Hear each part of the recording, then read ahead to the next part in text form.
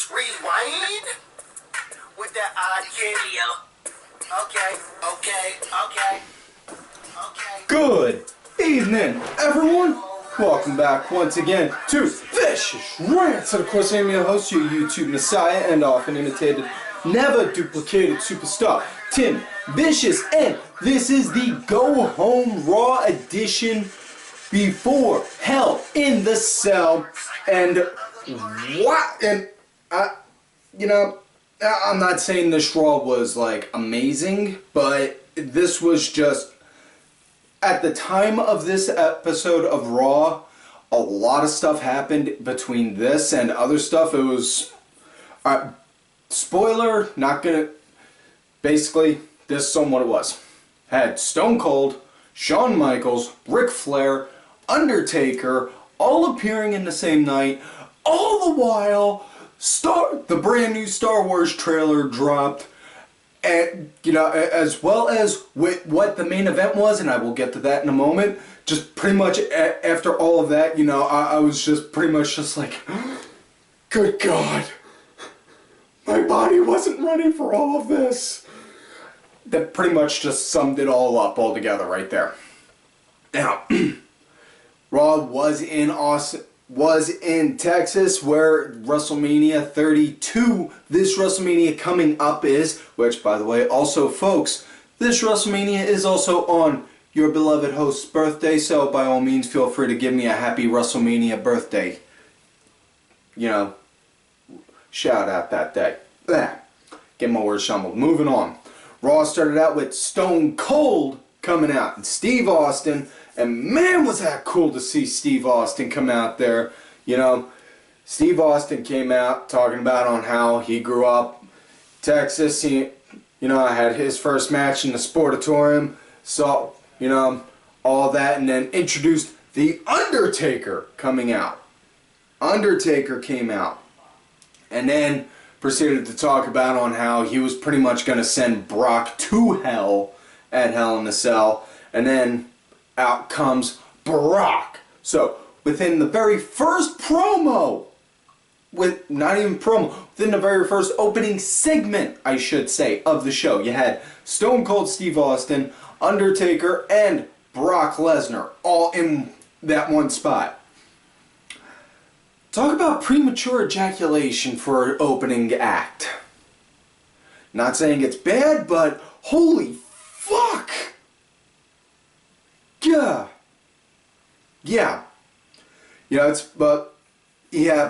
Brock had Paul with him.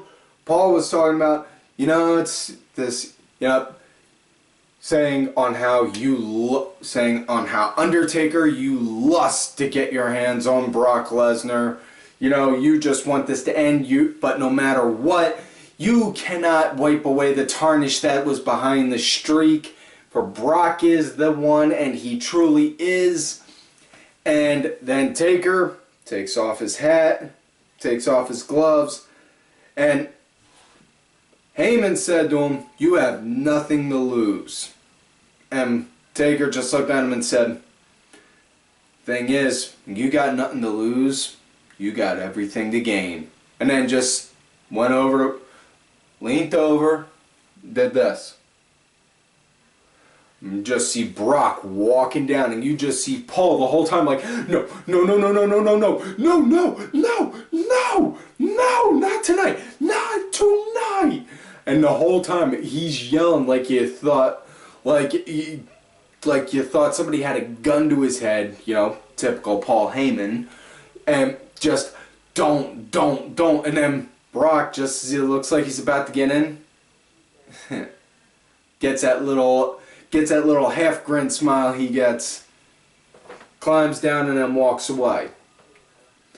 After that, move on to the first match of the night now. The Dudley Boys and Cena going up against the New Day, which case, this match, it felt more like it was a bad booked six-man tag match for SmackDown. This felt more like a SmackDown booked match.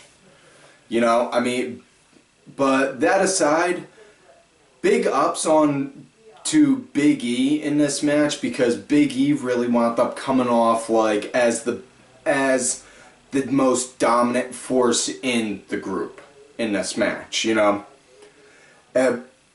It's just because he was throwing out the hard shots while not taking away from Woods or Kofi.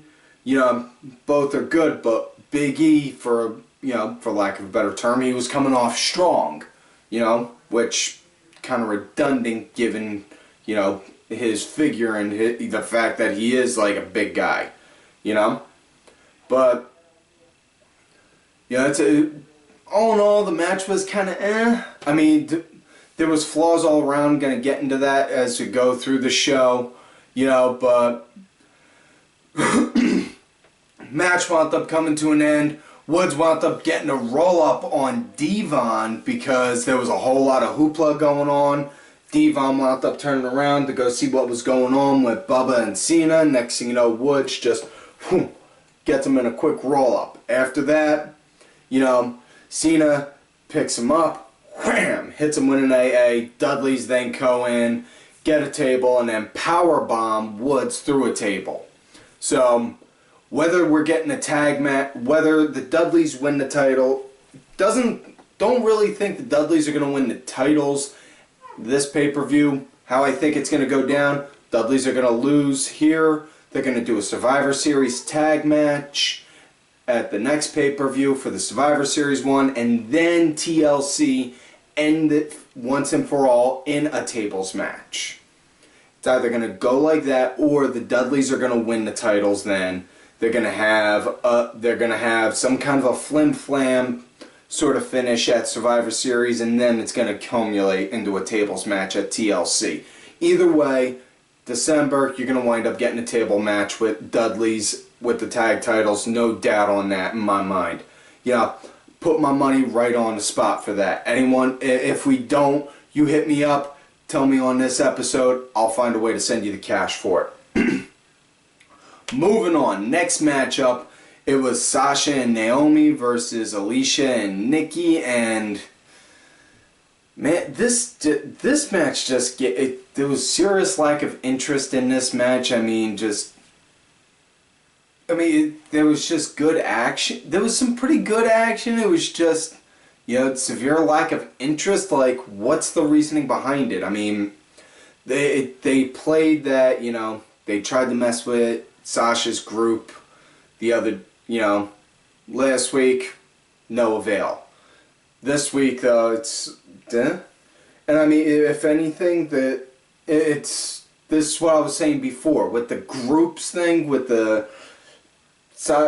Team Bad, Team Bella, PCB, all that shit, you know, you put all of your girls into just 3 groups, and now it's just like, okay, now we're going to have this one fight this one, and then this one fight this one, and then this one fight this one. And really, that's it?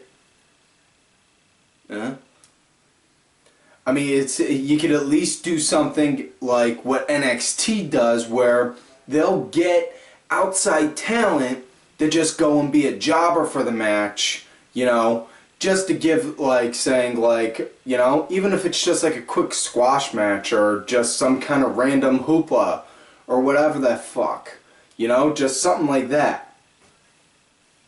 You know, it's something like that to help just put in some extra damn interest into the women's division, you know? I mean, it was just zero interest in this really whatsoever, you know? Yeah. The Bellas wound up getting the win. Nikki wound up doing her finish, the rack attack on her, and got the 1-2-3 after that. Yeah. Next matchup they had, it was Seth Rollins versus Ryroyd. Now, before that, Shawn Michaels came out, walked on down to the ring, took a bite of a kid's pizza, cut a promo talking about on how he had some of that pizza stuck in his throat, and then out comes Seth in mid-promo saying, "You were supposed to introduce me, Shawn. You know, I hear a lot of people saying on how I'm the new you." And Shawn just looks like, you know, kid, if I had a nickel for every time I heard somebody say it was the new me, I'd be a billionaire. And Shawn hit the nail on the head, which, you know, Didn't really think about it until after he said it, but I was kind of like that myself. You know, everyone in wrestling. You know, you hear a lot of people in wrestling saying they're the new Triple H or Shawn Michaels, Chris Jericho, you know, whatever, guys like that. But you'll never. And Shawn said, thing is, when I was in the business, people weren't trying to be the next anyone. They were trying to be themselves, and it's what I really was. I just looked. I was like, okay, I need to make myself noticed. So I did what I did with my character. I'm not going to make this about me. I'm going to make it on the show. And I just did that because, brought that part up because it was just like a little light bulb, like, whoa, shit. Talk about learning. You know, need to start talking some more of the old timers I know, see if I can get some more, you know, learn from experience. Anyways, Shawn wound up doing that and then say, you got a match coming up against Ryback, and it's right now. And then cut the commercial, come back. You know, it was a quick little match, nothing big, nothing fancy.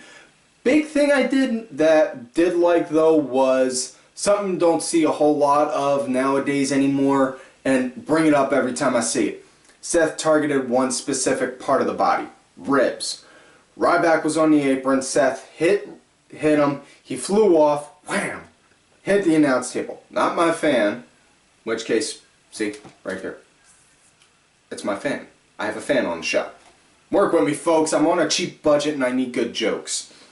Anyways, Ryroyd hit the announce table, was selling selling that his ribs were hurt. It's like, Seth was working them pretty good. Ryroyd was trying to come back for a bit, and then next thing you know, Seth crawled out onto the apron, wham, got a good shot on there and on the ribs again.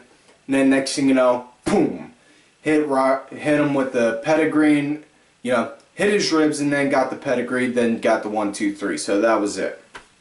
You know, I mean, I'm not a fan of overly long matches. You know, I think you could tell a good story within a 15 to 20 minute match, but thing is, if you're gonna have the champ in a match, even if it's somebody against a piece of shit like Ryback, have it be a moderately long match, so to say, and you know, just so that way it makes it look like, okay, the champ is credible because he's fighting. That's the thing. Next matchup, 6-man tag match, Ziggler, Cesaro, and Neville versus Barrett, Rusev, and Sheamus. And this is, excuse me, this is 2 out of 3 6-man tag matches tonight. And you know, 6-man tag matches are just pretty much becoming like the be-all, end-all way to handle, okay, we don't know what to do for a match tonight. Fuck it, let's make a 6-man tag match. I mean, what the hell, is Teddy Long still working in is Teddy Long working in creative now? Because seriously, it's just like, safety off. Basically. Yeah, but match-wise, yeah, the match, it felt kind of redundant, really. I mean, it was just like with the Bella match. There was really lack of interest. I mean, I was happy to see Cesaro getting TV time because, you know, guys ain't really going to be able to get over with the fans. And I'm not just talking about the fans that are at the show, but I mean fans in general. Because, you know, located here in beautiful old Erie, PA, we don't get that many shows up here. Don't mean we ain't got Cesaro fans up here though. Get him on TV though, get more fans. You know, you get TV time, you get TV time, make the best of it. Yeah, Cesaro, he does that every damn time he's on there. Telling you, the guy really should be a main eventer. Praying that at some point soon he winds up getting that spot. But yeah, it's Cesaro, Ziggler, Neville, they were doing it. Neville, he was pretty much on the ass end of the ass kicking throughout the entire match, really. You know, I mean, yeah, it's Ziggler, he came in, he did his work. Cesaro also, I mean, Cesaro, I give him credit where credit's due. He wound up he was holding up, you know, doing one-handed suplexes and shit, you know, just like, holy fuck. Yeah, but, I mean, it was really just more like, at the end, it just really felt more like paint drying on the wall would have been more entertaining. Not taken away from any of the boys that were in the match. It's just the lack of the story and, you know, like the lack of story and creative behind the match is what I'm getting at on that part. You know? Anyway, match wound up coming to an end. Ziggler was dangling off the rope, and then next thing you know, Sheamus just came up, bro kick him, and then they wind up, and then Rusev goes for the pin, gets the 1, 2, 3, and then that's it for that match. Yeah. Next up, we get another women's match, Charlotte versus Brie. And yeah, this was just like plain old women's match pre-quote-unquote Divas Revolution, just minus the 5-minute headlock of Doom. Although it has been confirmed, and I've asked this plenty of times on my Twitter at Tim Vicious, if Brie mode is anything like Montezuma's Revenge, and folks, it has been confirmed. Brie mode is exactly just like Montezuma's Revenge. And for those of you out there who don't know what Montezuma's Revenge is, allow Professor Vicious to teach you. See, you go to Mexico, you drink some of their water, next thing you know, you're going to wind up sitting on the toilet for like 2 or 3 days straight, you know, cleaning out your insides from stuff that you had 7 years ago. That's the cleanest way I can put it on there, folks, because, you know, some children do tend to watch this show and, you know, got angry mobs outside the studio, you know, sometimes, and, not saying that they're vicious mobs, but, you know, they tend to rival on the lines of right to censor, as far as with, you know, being mean and such, you know, but anyways, it was pretty much bland old women's match, you know, it didn't really feel like it was necessary or anything because of the fact of, okay, you already got Nikki coming off getting a win, getting the actual win in her match tonight, coming off strong. Why do you need to have Charlotte go and do the same thing to come off strong, you know? Just have her go do a backstage segment or an interview, you know, talking about on how she's going to kick her ass 6 ways from Sunday, and that can work a hell of a lot better, you know? You know, I mean, it's sad on that part because had a chance to see the women's wrestling in WWE actually start to mount to something good, but problem is when you do the changing of the guard, you still got some of the people that were there from before, and you got to work to their standards, which, yeah, still got an issue with that. Anyways, next matchup, it was Kevin Owens versus Mark Henry, which I was completely flabbergasted on because this was a good match in my book, you know. I mean, not saying it was a match of the year material or match of the night candidate, but it was good because it was a good kind of different because everyone knows Owens, you know. He's roughly about my height. He's 6'2", but he's a good 260. Henry, he's about 6 foot, 400 plus. It was just a straight up power match, you know. And I'm not saying big bulky guys, you know, just 2 giant big bulky guys. It was just 2 giant power, you know, 2 strong forces of power, wham, hitting each other, you know. And it was nice on seeing on that part, you know. And not only that, you know, you see Owens doing his normal Owens thing. He was mocking Henry because Henry from Texas doing the Longhorn thing. Owens did that also, like, yeah, talk about it from Texas, woo! And then next thing you know, Henry, he starts getting, he's like, you want to be a bully? I've been a bully for 14 years! And then proceeds to start wailing on him, which, beautiful on that part, because, you know, it's just like, Henry just, okay, I'm not just going to go out there and throw myself at you, throw my weight at you. I'm going to go out there and be a pissed off some bitch and hurt you kind of attitude, which, you know, given Henry's size and build, oh my god, that works great for him. You know, but match wound up coming to an end. Owens, surprised to no end, wound up hitting a pop-up powerbomb on him.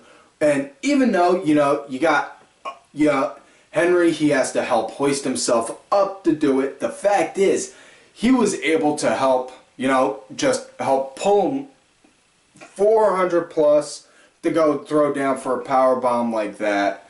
Got the 1, 2, 3. After that, you know, what confused me, though, is afterwards, Ryback came out, started to run down to the ring. Owens like, all right, come on. Jumped out of the ring. Normal thing he does, you know, for his mind games. Just as he's walking away, Henry grabs him, throws him back into the ring, which, and then Ryback powerbombs him, which confuses me, not because of the attack on that, because, you know, he's got to come off strong for his match coming up, but what confuses me is he just took down one of the strongest, baddest dudes in the company. Oh, Kevin Owens just took out one of the strongest, baddest dudes in the company in a match, and then runs away from Ryback and then shows like all kinds of fear and paranoia, like, no, when Henry throws him back in. It just, yeah, I don't know, it didn't make sense to me. It didn't really click, you know. But now for the main event of the night. Now they're pushing a new story saying Randy's disappeared, so they don't know where he is, so Randy's not going to be able to really work with Dean on Sunday for the Hell in a Cell tag match. So Ambrose said, you know, I'm just going to fight them tonight. He went to do it, said his partner's going to be Roman Reigns, and then Shawn wound up talking to Hunter, Steph, and Seth Rollins saying, oh, well, you know, hey, Seth, why don't you go work with them? I mean, hey, you say you're way better than me. I mean, hey, I know you could do it, even though you already worked the night. Yeah, it's not a problem. Hey, if you don't want it, it's not a problem, Seth. I understand. And then Seth said, no, you know what? I'm going to do it. So, basically, got the Shield reunite to go against the Wyatts for the main event. So, like I said, to recap, like what I said at the beginning of the show, Stone Cold, Shawn Michaels, Ric Flair, Undertaker, the Shield returning, going up against the Wyatts, and new Star Wars trailer getting dropped, all in one night.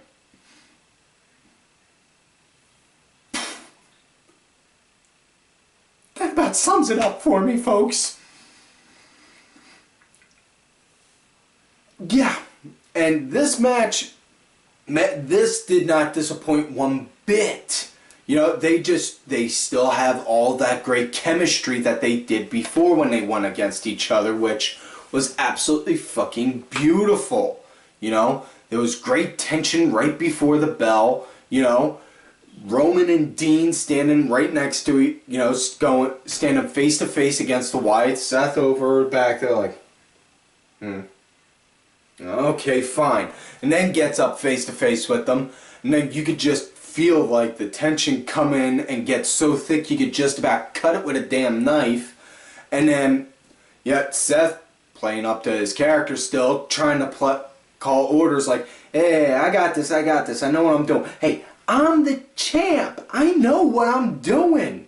You go and do your thing, okay? You there. Turns around, see it's Eric Rowan.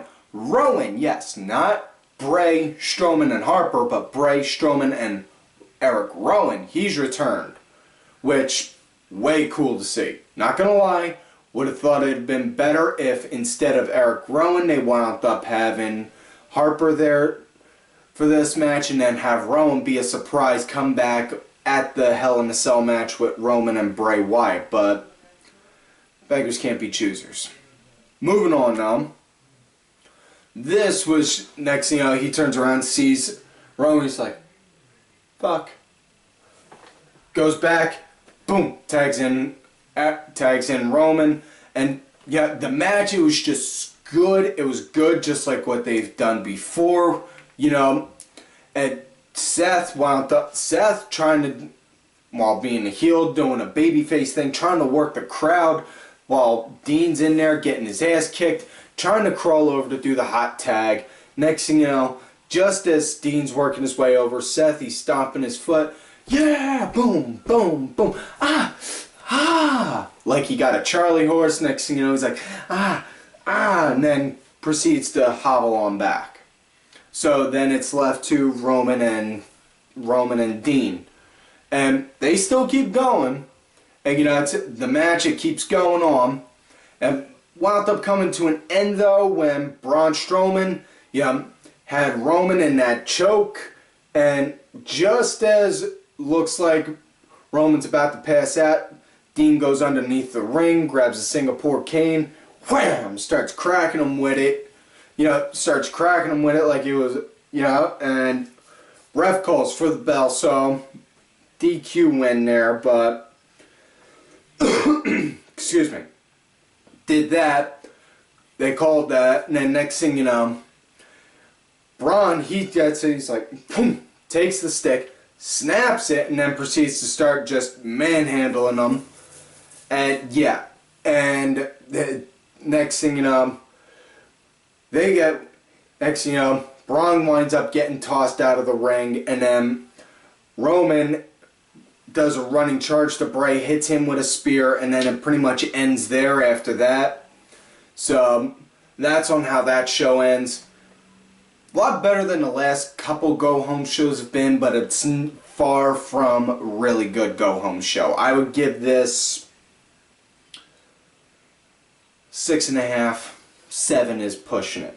But yeah, that's it for this week's show, folks. So, like all normal, do not forget to like the video, subscribe to the channel, go back, watch the other episodes, look for me on Twitter at TimVicious. Make sure you also look for my backup account, Tim_Vicious. Also, I'm on that whole Facebook gimmick, Tim Ash. Also, folks, do not forget to follow all of these cool-ass cats right here on Twitter, Vicky Earls. I am Danny Sunday. Make sure y'all look for Danny on the See It or Skip It show. Axel Mulligan. Make sure y'all check out Axel's project, The History of Pro Wrestling. Sunday Segue, Simply Sabrina. Cranky Asshole. That's right, Cranky Grandpa went back to the Asshole Monarch. Aaron Deborah, Aaron underscore Deborah. She was Legion Lady Aaron. My executive producer, Mr. Oliver Ben, as well as his cohort, Just a Stupid Mark. Make sure y'all check out Ollie Ben's and Masked Mark's War Pain and Mash show, as well as my client, who, as I've said before, is the true Raw General Manager, Bronx Bitch Forever. And folks, like I always tell y'all, you love me great, you hate me. Fuck yous.